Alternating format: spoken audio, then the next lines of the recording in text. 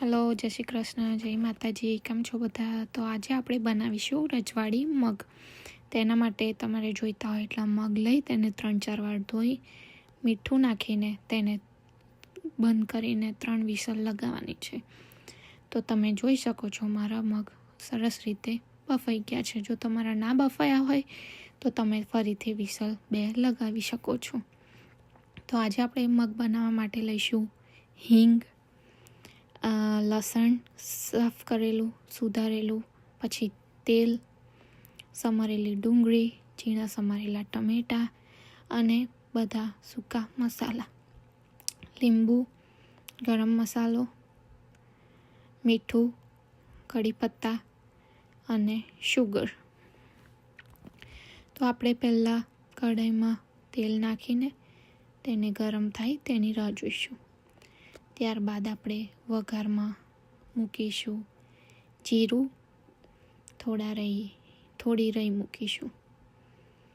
રઈને જીરું સરસ રીતે કકડી જાય ત્યાર પછી આપણે નાખીશું આપણા કઢી પત્તા.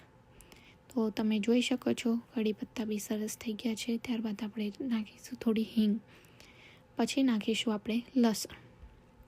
હવે લસણને આપણે હલાવતા જઈશું જ્યાં સુધી લસણ થોડું શેકાઈ ના જાય ત્યાં સુધી.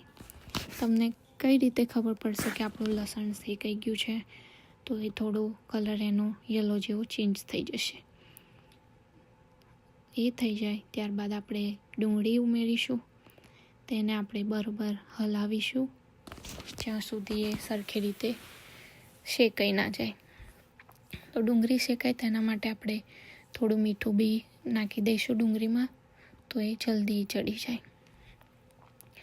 તો ડુંગળીને લગભગ 8 મિનિટ જેવું થશે બરોબર શેકાતા. ત્યાં સુધી આપણે વચ્ચે અને જોઈને હલાવતા રહીશું. આ બધું કાર્ય આપણે મીડિયમ ગેસની આંચ પર કરવાનું છે. તો ડુંગળી આપણી સરસ થઈ ગઈ છે. તો આપણે તેમાં ટામેટાં નાખીશું. હવે ટામેટાને હલાવતા જઈશું. લગભગ 2 મિનિટ જેટલું હલાવશો તો ટામેટાં થોડા ચડી જશે. તો હવે આપણે તેમાં ઉમેરીશું સૂકા મસાલા, જેમ કે હળદર પાવડર, લાલ મરચું પાવડર, ધાણા જીરું પાવડર. તો અહીંયા મારે મગની ક્વોન્ટિટી વધારે છે તો હું એ મસાલા એ પ્રમાણે ઉમેરું છું. તમારા ઘરે જેવું તમે પ્રિફર કરતા હોય ખાવાનું તમે એ રીતના ઉમેરી શકો છો. તો મારા મસાલા બધા નખાઈ ગયા છે. હવે એમાં આપણે એડ કરીશું થોડો ગરમ મસાલો, જે મને ખૂબ જ પસંદ છે. ગરમ મસાલાથી ટેસ્ટ આપણી મગનો કે સબ્જીનો ખૂબ જ સરસ આવે છે. તો મને ગરમ મસાલો એડ કરવાની બધામાં ગમે છે. તો જો સરસ આપણા મસાલા મિક્સ થઈ ગયા છે.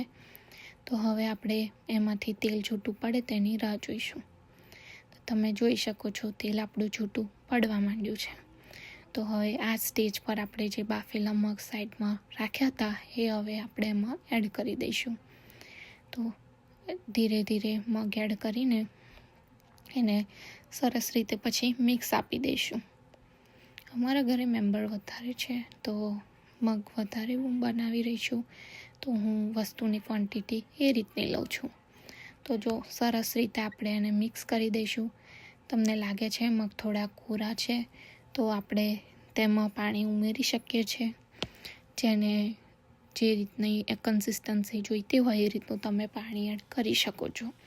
મને મીડિયમ કન્સિસ્ટન્સી જોઈએ, ધારો કે બહુ ઢીલા બી નહીં અને બહુ સૂકા બી નહીં. તો મેં એ મુજબ પાણી નાખ્યું છે. તો તમે બી તમને જોઈતું હોય એ મુજબ પાણી નાખી શકો છો. આ મગ ભાત કઢી જોડે બી બહુ જ ફાઇન લાગે છે. પ્લસ તમે રોટલી શાક જોડે બી એને ખાઈ શકો છો. તો હવે એમાં આપણે મગમાં આપણે એડ કરીશું થોડી શુગર. થોડા ખાટા ગળ્યા હોય તો આપણા મગ ખૂબ જ સરસ લાગે છે. તો હવે શુગર નાખી છે તો એના સામે બેલેન્સ કરવા આપણે ખટાશ માટે લીંબુ એડ કરીશું. તો અહીંયા મેં આખું લીંબુ નાખ્યું છે અને સામે શુગર. તો બેઉ ખાટા ગળ્યાના કોમ્બિનેશન ખૂબ જ સરસ લાગશે. તો તમે આ રીતે જોઈને તમારા ઘરે મગ બનાવવાનું ટ્રાય કરી શકો છો. તમને મારી રેસિપી ગમતી હોય તો તમે લાઈક શેર સબસ્ક્રાઈબ કરી શકો છો. અને તમે જોઈ શકો છો મારા મગ બનીને એકદમ સરસ રીતે તૈયાર થઈ ગયા છે. તો તેને ગરમ ગરમ ભાત કઢી સાથે કે રોટલી સાથે સર્વ કરી દો. જય શ્રી કૃષ્ણ, જય માતા.